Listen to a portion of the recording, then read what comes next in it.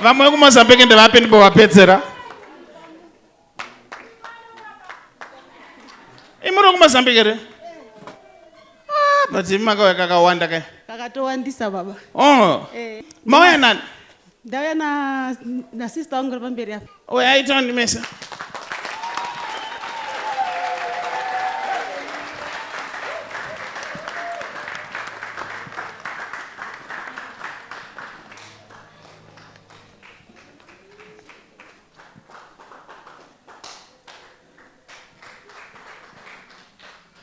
Makadi mama. Ndiripa makadi opo. Ayo tinotenda all the way from Mozambique. Kaka chingani muchuya pano? Kakawanda baba. Kakawanda? Kakawandisa. Zvinenge cheredzo zviri kufamba ka? Amen. Kune munhu angafambire mahara ere? Azviite. Right, mama nyasha dziwanzwe. Amen baba. Ndakambotaura nezvaFranki.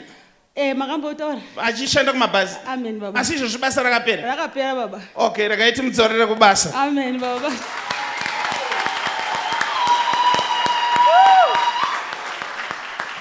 Zvinhu zvenyu zvinake nezita raJesu. Amen baba. Ndizvo. Amen baba. Aha. Makadi mama? Ndiripo baba. Asi shona inonetsa? Inonesa padoko. Oh. Zita ndiani? Rosa Francisco. Rosa. Yes. Francisco. Hey, handazvigona. Ndoda kuti mwana vaitire zvakanaka. Amen. Nyasha dziwanzwe nezita raJesu. Amen. Iko zvino zvinoda kuti muchengetedzwe. Zvinhu zvenyu zvikufambirei. Amen. In the name of Jesus. Amen. Zvino makasununga kutaura nenere. Amen. Amen. Amen zvinoreva ndizvo ka? Ndizvo. Vakasununguka varovere maoko. Mozambique ine moto. Saka muchiona ndichida kuramba ndiri kuMozambique. Now mama, listen. Ndaoneswa ini paine urwere huripo. Baba vanyu vari kupi? Ari kuMozambique.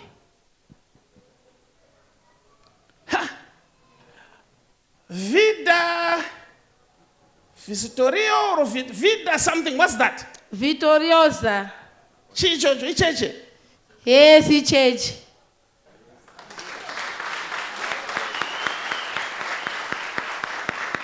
Now ndiri kuoneswa baba vaine kukuvara kwavakaita. Amen. Asi vakakuvara vari pachechi. Amen. Pane zvidhina zvakavadonhera. Amen. Zvimwe ndokubva zvavarova nechepanapa pakananga nechest.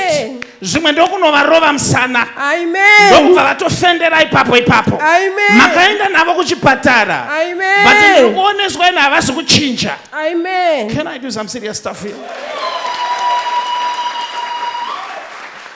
Chekutanga ndatumwa naJehovha nedeliverance yaBaba. Amen. Vakakoverera mimba yaMwari. Amen. Saka ndakumbira nyasha kuti murume uyu afambe zvakare. Amen.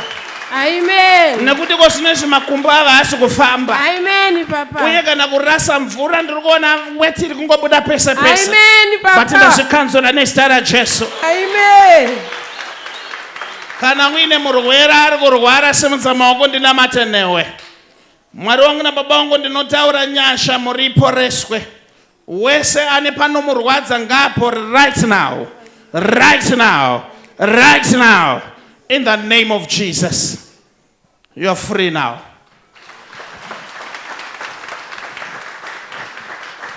(2007) munoti nimtauro kwenyu. 2029. 2007. 2007. Murume wenyu mupenyere? Akafa. Rini? 2007.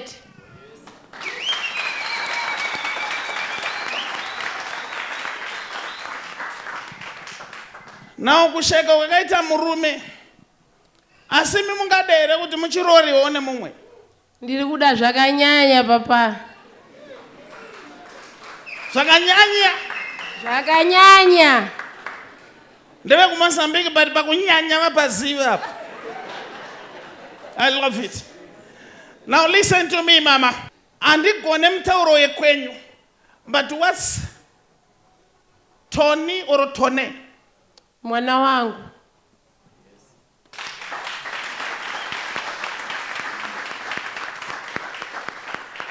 Now I am trying now to Listen to your language. Asindiri kuoneswa mwana aine dambudziko kuchikoro.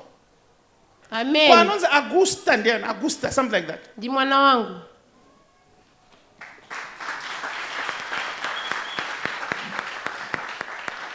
Pane urwere wandiri kuoneswa wekudonha. Ndiani ari kudonha? Ndiye Tone waidonha. Ari kuchikoro.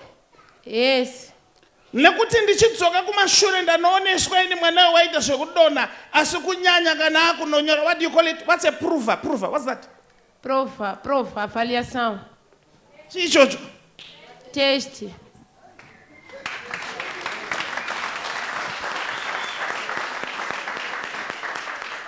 Now vana venyu kubva vari vadiki vese vane ma-attacks avaisangana nawo. Amen. Chokwadi. Uyu mwana musikana ane vana ero.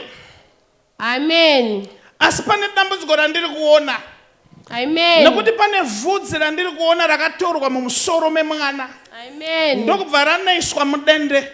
Amen. Saka as I'm looking in the realm of the spirit, ndiri kuona kugadzirwa kwakaitwa vana venyu. Amen. Asi ndanzi naJehovha zvese zvipere nezita raJesu. Amen.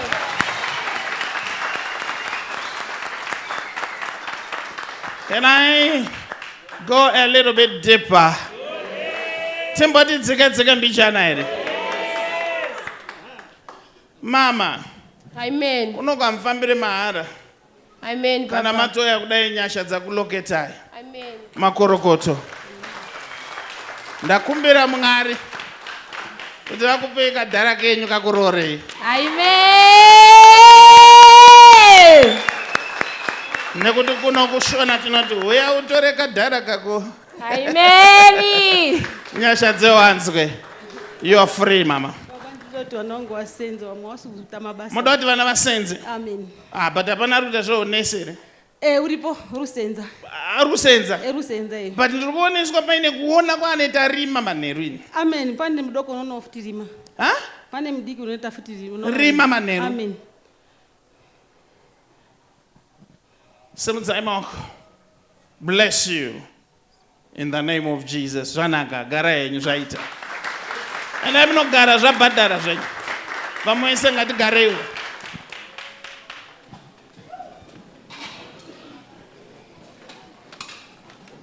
Ndochitanga here kuprofita. Takuzvidhangidza.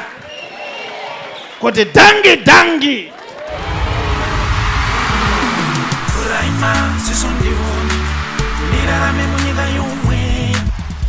Goodness and Mercy Ministries inokuunzirai No Eat Before It Happens Prophetic Conference. Ibakwazi kungakenzakali ziva zvisati zvaitika. No Eat Before It Happens Prophetic Conference iri kutanga Friday 30 May 2025 kusvika Sunday 1 June 2025 pa Goodness and Mercy Ministries. Mwina Prophet T. I-conference iqala ngoLwesihlanu 30 May iziyephela ngesonto mhlaka 1 June 2025 Goodness and Mercy Ministries.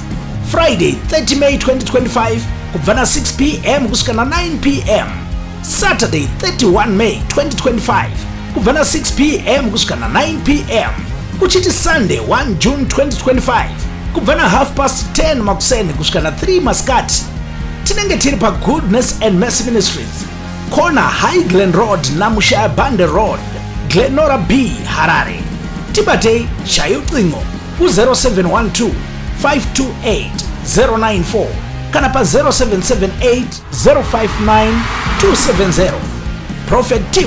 wanoti hazvibvumidzwe kuti paitike chinhu chisina kumbobvira chakaprofitwa.